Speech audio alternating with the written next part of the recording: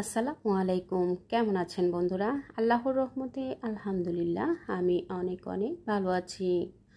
বন্ধুরা, আজ আমি ভীষণ মজাদার স্বাদের একটা ডেজার্ট আইটেম তৈরি করে আপনাদের সাথে শেয়ার করব। আশা করছি আপনাদের কাছে ভালো লাগবে। আজ আমি তৈরি করে দেখাবো সাবুদানার ডেজার্ট। খুব সহজ পদ্ধতিতে আমি যেভাবে ডেজার্টটা তৈরি করি সেই পদ্ধতিটাই শেয়ার করব। ডেজার্ট তৈরি করার জন্য এখানে আমি কিছু ফ্রুটস ব্যবহার করেছি। কলা নিয়েছি, 2 রকমের আঙ্গুর, আপেল এবং বেদানা নিয়েছি, এবং আমি এখানে তরমুজ এবং পেঁপেও ব্যবহার করব।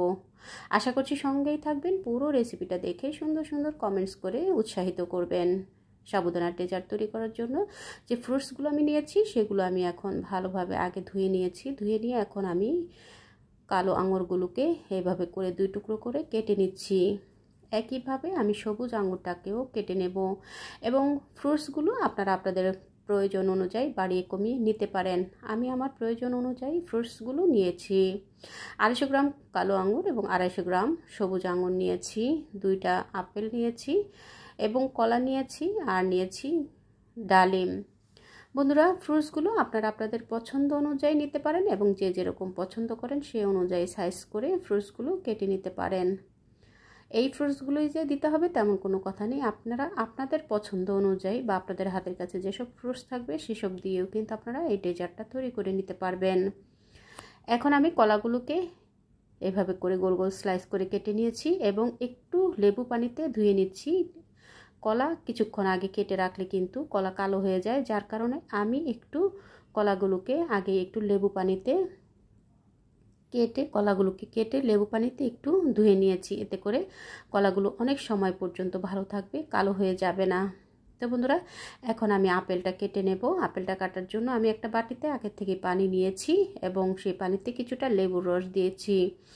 আপেল এবং কলা কেটে রাখলে কিছুক্ষণের মধ্যেই দেখা যায় কালো হয়ে যায়। এভাবে করে যদি টিপসগুলো ফলো করেন আপনাদের কলা এবং আপেলটাও কিন্তু কালো হবে না। এভাবে যদি আপনারা একটু লেবু পানিতে একটু ধুয়ে নেন, কাটার পরে একটু লেবু পানিতে ধুয়ে নিলে আপেল এবং কলাটা সুন্দর কালার থাকবে, কালার নষ্ট হবে না। সাথে আমি পেঁপে কিউব করে কেটে নিয়েছি এবং আমি কিছু তরমুজ কিউব করে কেটে নিয়েছি, আর ডালিমের খোসাটা ছাড়িয়ে ডালিমগুলো আমি কেটে নিয়েছি। সাথে আমি কিছু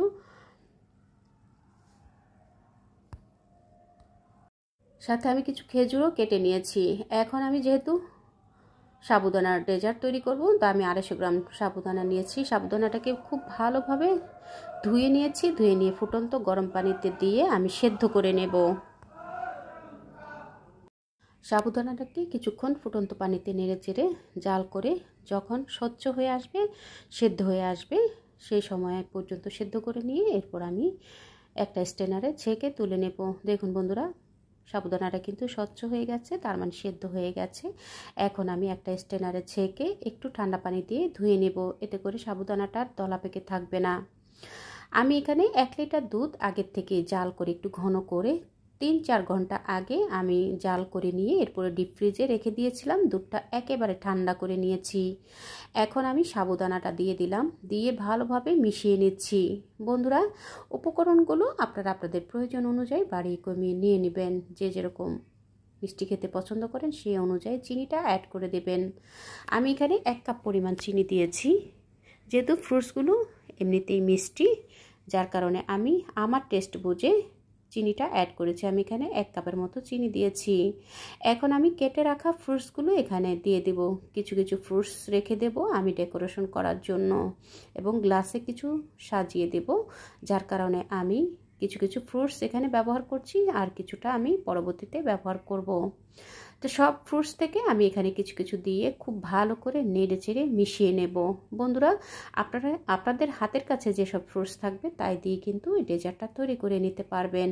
গরমে কলিজা ঠান্ডা করার মতো এরকম একটা ডেজার্ট তৈরি করে নিয়ে আপনারা চাইলে যে কোনো সময় তৈরি করে প্রিয়জনকে উপহার দিতে পারেন। দেখলেন তো বন্ধুরা, কত সহজেই সাবুদানার একটা ডেজার্ট তৈরি হয়ে গেল। আপনারা চাইলে এরকম স্বাস্থ্যসম্মত ডেজার্ট তৈরি করে প্রিয়জনকে উপহার দিতে পারেন। আমি এখন কিছুটা গ্লাসে তৈরি করে দেখিয়ে দিচ্ছি। আমি আমার পছন্দ অনুযায়ী গ্লাস নিয়ে গ্লাসেও আমি আমার পছন্দ মতো ফ্রুটসগুলো আগে দিয়ে দিয়েছি। ফ্রুটসগুলো দিয়ে এরপর আমি আগের থেকে ঠান্ডা করে রাখা দুধ এবং সাবুদানা সাথে দিয়ে আমি এই সাবুদানার ডেজার্টটা তৈরি করে নেব। বন্ধুরা, আপনারা চাইলে সবশেষে কিছুটা রুয়াবজা ব্যবহার করতে পারেন। আজ আমি আর রুয়াবজা ব্যবহার করব না। রুয়াবজা দিলেও কিন্তু দেখতে অনেক ভালো লাগে আর খেতেও কিন্তু ডেজার্টটা অনেক ভালো লাগে। তো আপনারা চাইলে ডেজার্টটা এখানে রুয়াবজাটাও ব্যবহার করতে পারেন এই ডেজার্টে।